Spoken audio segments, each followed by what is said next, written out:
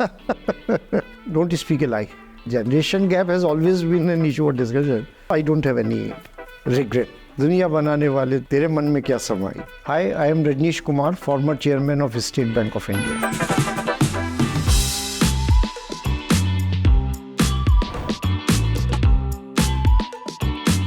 Rajnish, good morning and welcome to Qunba. It's going to be a riveting chat with you this morning. Our opening question today, Rajnish, what did you learn about leadership and leading people in these 4 decades of your career? Yeah, so I joined the State Bank of India as a probationary officer in 1980, and the State Bank has its own system of developing leaders. It's not a very theoretical framework, but it is through exposure to various assignments and responsibilities which they get. So first leadership assignment, say in true sense, would be when somebody is given an assignment as a branch manager of a small branch. You learn the leadership through direct exposure, not as much that you go to a school and learn leadership later. It is just on the ground. You mentioned that you worked with some 12 bosses. Are there any that you specifically recollect that you really look up to, and what did they teach you about leading people? No, they were somewhat very, you can say, real bosses, hard taskmaster. You will even fear walking into their room. There were people who were, or leaders or the bosses who were very people-oriented. And my inclination by observing the both was more towards the leaders or the bosses who were people-oriented. I believe that in longer term, they were able to get the better results when it came to performance or achieving the target. How do you describe yourself as a leader? So I believe that for any leader to be successful, a little streak of authoritarianism is still required. But otherwise, it is more people-friendly, consensus-based, and it's not that dictatorial where I would just say that what I am saying is right and it has to be. I would try to scold people, or maybe I don't believe in that theory where that for getting results you have to necessarily scold people or humiliate them, or the behavioral aspect. I think I am more towards where I feel comfortable with the people who I work with and they feel comfortable working with me. Rajnish, SBI was known as the rescuer of the last resort. You've kind of built that reputation for yourself today, rescuing Yes Bank, anchoring BharatPe, Advisory Council to Byju's, OYO, MasterCard India. Why do you think people turn to you, and what do you feel they look up to you for?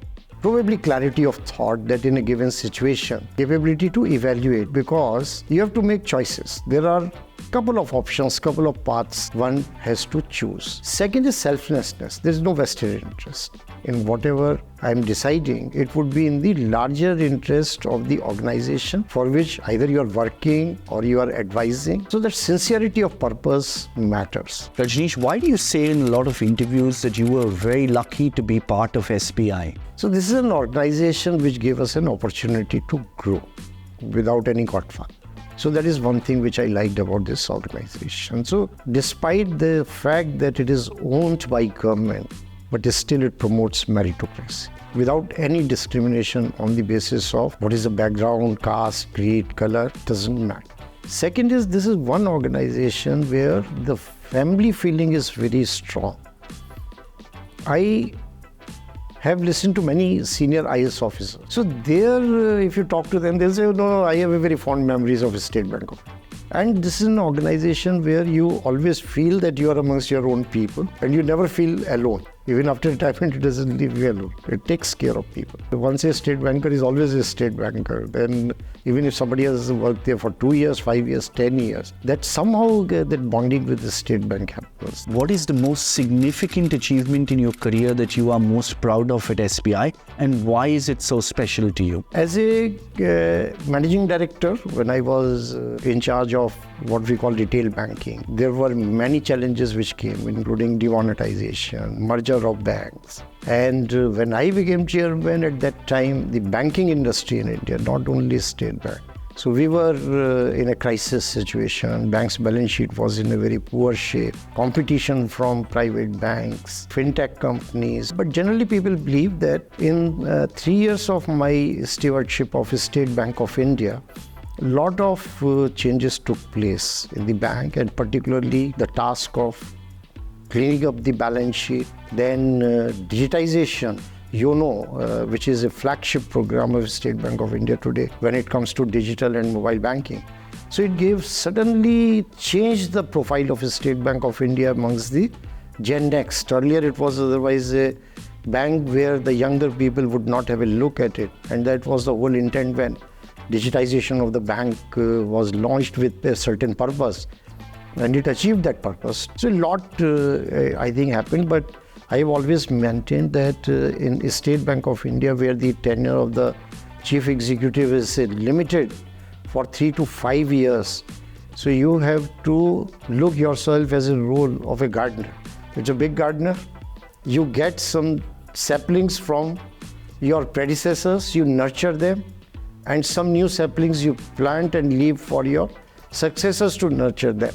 Rajnish, now that you've worked across a range of public and private sectors, how is leadership different in both these segments? What have you had to learn and unlearn in terms of leadership? Every organization has its own DNA. Even in the public sector, there are different banks, different organizations. They all have their DNA. It is not the same. A State Bank is not the same as Punjab National Bank. Punjab National Bank is not the same as Bank of Baroda, but their ownership structure is the same.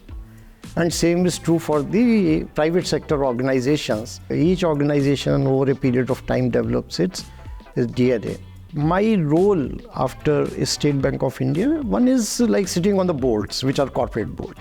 Some of the organizations, like where I chair the Board of Governors of MDI, which is an academic institution. On the other hand is the board of BharatPe, which is a startup. So they are very different organizations, and they bring on its own challenges and excitement.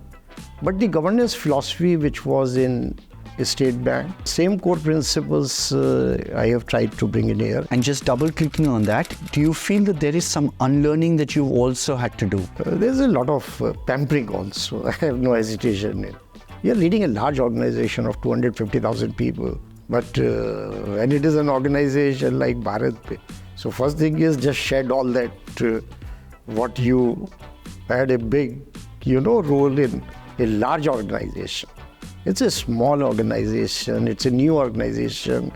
This is of younger people. But what helped also that, because I had a stint overseas in Canada and UK, it was not a shocker for me.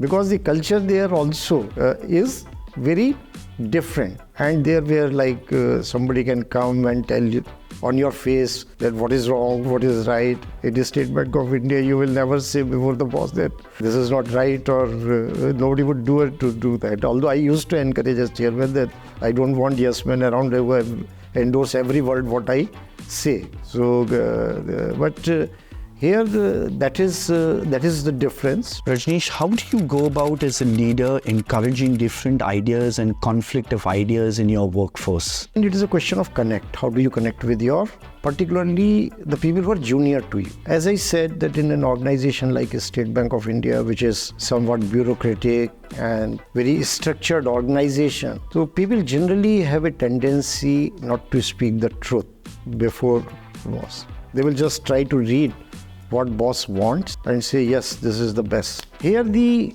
responsibility, the onus is on the boss. If you snub people, if you're in the habit of snubbing people, then they will not open. When people speak, it's not necessary that every time what they say is right. Encourage discussion, encourage people to say and speak. There may be some very silly ideas also which will come, but some intelligent ideas will also come. And it can only happen when there is an encouragement, and it is a behavioral aspect of the leader, not the people. 3 words that describe Rajnish Kumar, the leader. One is decisiveness. Second is humility. Third thing is integrity or honesty. Rajnish, you came in as the outsider into BharatPe. What were 1 or 2 challenges you recollect you faced off initially, and how did you go about winning trust and confidence of all the stakeholders? One has to be very clear that what was the role in State Bank of India, which was a completely executive role. In BharatPe, this was a non-executive. So when it is a non-executive role, the dimensions of your role are very different. It was I would say, non-functioning board, because it was a private limited company. Even the requirement or the responsibilities or the composition, it was very different to a board of a listed entity.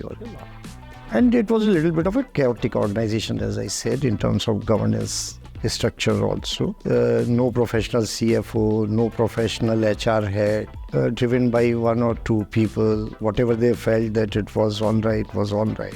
So maybe in the early stages of a startup, it may be all right, but it was a growing organization.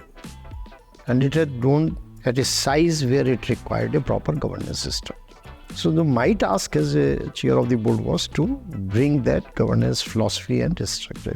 And it was not about running day-to-day operations of the organization, which is the task of a CEO. And it was done step by step. Many policies were revamped. Some of the policies which led to some very sort of unfortunate developments in the organization. It's not as difficult as it seems to be. Again, I'm saying that it is all about the intent, which should be clear to the people down the line, that with what intent the board is governing the organization, and then putting the pieces in place, the right people in the right role, and then things start happening and falling in place. And that is what has happened in BharatPe. Rajnish, who are some inspiring bosses that you worked for, and what did they teach you? The early days when I was a manager in HR department, we had R.K. Thapliyal, who was our personal manager. I won't say that he was a very learned man, but he had his own style of dealing with people and getting the results. So excellent human being, and a lot I learned from him. And I think my personality and my way of dealing with people, he exerted a lot of influence on my thinking. People orientation again was very, very strong. And I tell you one example, that we were in a situation, we had a meeting till 8 p.m., a meeting with the unions, completely exhausted. And there was a wedding of one of our colleagues, which was 300 kilometers away. So everybody was looking at us as, what do we do? And the response was, we have to go. So 4 hours of journey in the winter night, and when we reached the location, the tents were being taken off, chairs were being taken off. But we made it a point that we attended wedding of the colleague. So that is the kind of people orientation and the impact it can create on others. So that is the kind of leadership lesson which still remains in my memory. Rajnish, who in Business India is inspiring you right now, and why? So many of them. So the first name which will come to you is Chandra, the friend of Tata. So I think according to me, he is a perfect example of excellent leadership. If you look at current leadership, L&T, S.N. Subramaniam, you look at Sanjeev Mehta, who was leading HUL, you look at Sanjeev Puri, who is leading ITC. So one thing which I found common in all of them, that they are very accessible people, and so they are good, excellent leaders. They are hard taskmasters, but still that is one quality where I can relate to them very well. What's the end goal or chase that inspires you to be at work every day? So one is that I want to remain engaged. Don't want to sit at home and be isolated or something like that. Of course, with work-life balance, which I always have practiced and try everybody to practice, till such time it doesn't disturb that work-life balance. Then the desire to do things where your 40 years of experience doesn't go waste and it helps these organizations. Otherwise, as I said, that work-life balance now is very important to me. I don't want any boss, so that is what I have done. That's why I never went for any executive role. Self-sense of responsibility and ability to spend my time according to my wish and will. And what do you think are two qualities that are most underrated in leadership today? I think again I will come to the same thing. It is about people like honest people who deals with them honestly. And that means that they don't preach what they don't practice. I think credibility is a very important trait of a leader, that amongst the people who you are dealing with, credibility is gone, then you are not a leader. And that credibility just comes from one single fact, that if you're expecting people to do a certain thing, then there is a crisis of confidence and people can lose their confidence in a leader. And then is, again, I think, a reputation that people don't like arrogant people. Any leader who takes care of the self-esteem of the people, in my view, they are able to deliver better results. What would be the two most defining problems that you want Indian corporate leaders to solve for today in the coming decade? One is that India has its own aspirations and there are challenges. There are geopolitical challenges and there are other challenges. For example, issues around ESG or climate. It's a big issue. Technology adoption and the associated challenges and risks with technology. That is another big challenge. Any organization which want to remain relevant in the long run, they will definitely have to take care of these two aspects. And two people-related challenges that tech leaders should solve for in the coming decade. So for the tech leadership, the biggest challenge is finding the right type of talent and nurturing that talent and retain that talent. So we are in a situation where even if you get talent, retaining the talent itself is a big task. You are in a leading, now it is very fluid organization. The ability to keep the organization running in such a situation where talent retention is a big challenge for the tech leaders. And as I said that this is on the people's front. Obsolescence is another big problem because the technology is evolving so fast. It's a costly affair also that every day you can't change technology. 40 years with one company versus jumping a career every 3 to 5 years. What is your advice to career professionals? When I joined the State Bank of India, it was a lifetime offer. That was the norm. Not anymore. Now, as you said, the norm is 3 to 5 years, 7 years. And even that may be long. And there are many factors which are leading to this situation. So mobility has increased for various reasons.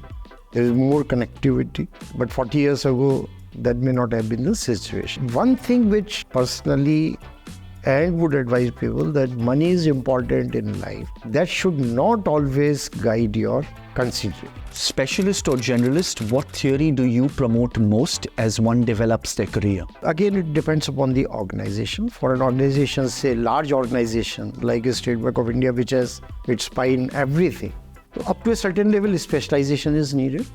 For becoming a chairman or a managing director, then I think having worked in across geographies, across assignments, that gives a better view of the organization. What are your 2 to 3 tips for leaders managing a millennial workforce today? And what's your advice to a millennial workforce? One is, whatever is your work, unless you understand that how do they think, that's very, very necessary. If suppose like I have worked 40, 50 years in a certain way, but now if I expect that people who are and have been brought up in a different environment, so to understand that what is their way of living, only then you can lead them. You can't have your own ideas and just impose them on this generation. Generation gap has always been an issue of discussion.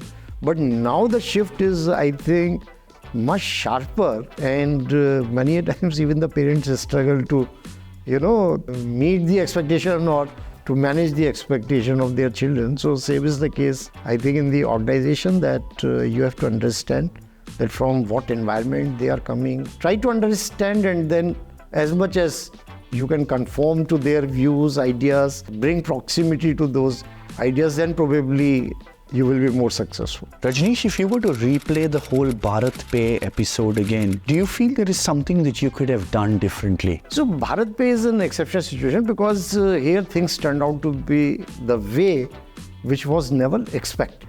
That is the only exception. So that's why your question also becomes relevant. It came as a surprise. So one can always think that was it an avoidable situation? Could you have avoided? But when you're taking such decision, one can feel in retrospect that it would have been better that more due diligence was done on the BharatPe, or more feedback about the company should have been gathered. But other than that, I think nothing else. But there also I don't have any regret. Rajnish, your Quickfire with Qunba starts now. The hardest thing about being a CEO is dash. We are lonely. One thing you've learned never to do as a leader. Don't speak a lie. One thing you've learned always to do as a leader. Be honest and transparent. One personality trait that gets in your way the most. Humbleness. Data, facts or instinct, what do you bet on more? All three. First thing you do in the morning, last thing you do at night. Exercise. Read. When in doubt, Rajnish dash. Rely on your instinct. Besides your family, your most prized possession is? Friendship. Money for you 25 years ago meant? A lot. Money for you today means? Nothing. What's the one thing on your personal to-do list that's been there for the longest time? Travel. A song you often caught humming in the car. दुनिया बनाने वाले तेरे मन में क्या समाई? A job you secretly wanted but didn't get. I think I got what I wanted. One startup platform that's caught your eye or you really admire. Paytm. Rajnish's most used apps on his phone. YONO. Make my trip. Twist in history, IAS officer versus BARC versus SBI or setting up BharatPe from scratch. BharatPe. You are an avid traveler, the most beautiful place you've seen in the world. Italy. Baddie lessons with Gopi Chand or fresh fundraising investor pitch for BharatPe. Gopi Chand. 70-hour work week. Debatable. What's your favorite movie or show when we say the word leadership? Mughal Azam. One-line note you will leave when your assignment at BharatPe concludes. Well done. Arundhati in 3 words. Great leader. Your favorite workday time waster. Online chess. Rajnish, if you had a gigantic billboard out there, what is the message you would put out to millions and why? Live your life. Rajnish, thank you for this wonderful, candid and frank chat with Qunba. It's been an absolute pleasure hosting you today. I learned about Qunba only about a month ago, but I'm really impressed what they're doing because when they bring leaders in these discussions, then it is learning from their experience and their leadership style. So it is really a very practical way of doing things.